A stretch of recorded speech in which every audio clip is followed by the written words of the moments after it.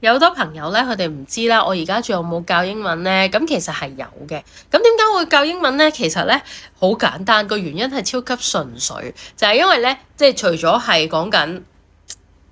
我覺得人咧有時做一個工作咧，除咗可以有 passive income，可以有 active income，當然自己揀啦。你話哇，我 passive income 已經好多啦，我被動收入已經好多，我可以唔做啦，係咪？咁但係咧，我會繼續去教英文咧，個原因亦都好簡單，就係因為我好中意咯。因為咧，我如果係揀啱一啲學生去教咧，即係啱嘅學生嚟揾我去學嘅話咧，其實咧係教得好開心嘅。咁個開心係嚟自邊咧？我係好純粹咁樣，好似同佢哋一齊打網球，或者同佢哋一齊去叫做跑步咁樣，係好開心嘅個過程。因為我自己本身個人咧又好中意睇書啦，好中意分享知識啦，我好中意去學習點樣去吸收更加多新嘅知識啦，咁過程之中都好感受到咧，其實咧嗰個學生咧都好有滿足感嘅，因為佢同我學完之後咧，其實學嘢係快咗啦，同人哋溝通咧係少咗無力感啦。我唔知你身邊有冇朋友係咁，或者有親戚朋友你自己都係咁，就係咧溝通好困難啊，成日都 search 緊個字啦，咁你同人哋講嘢講唔到喎，唔好話同人哋講嘢啦，甚至同 ChatGPT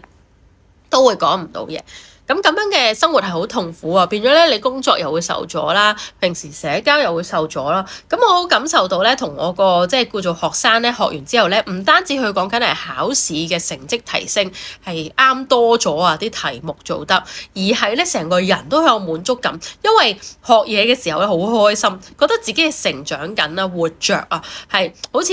加緊分啊，幫自己人生有呢一個感覺。當有呢個感覺咧，我就係覺得係學習最珍貴嘅地方。所以咧，我教大家英文咧，或者教人英文，唔係淨係為咗錢，而係真係為咗自己好 enjoyment 嗰個感覺啊，即係好 enjoy 個感覺咯。咁其實就係咁咯。咁如果你哋都係中意學英文，學得好開心，提升你嘅修養，提升你嘅見識，聽落好似好虛咁樣，但係你會更加多工具，更加多角度去了解呢個世界，又去吸收知識，吸收得快咗。我哋人咧係唔可以去買時間㗎，唯一可以買時間嘅方法就係提升我哋嘅能力，同埋提升我哋嘅效率。當我哋提升效率、提升能力，我哋可以用少啲嘅時間做同樣嘅事。呢個就係買時間嘅方法啦。咁咧，你哋可以同我傾下偈，有冇興趣咧同我一齊去學英文？咁咧。呢一種咁純粹嘅感覺咧，好多時咧我就係留意到咧係一對一嘅學習咧，先至俾到學生，亦都俾到我嘅。咁咧我有好少量一對一教學生嘅位置啦。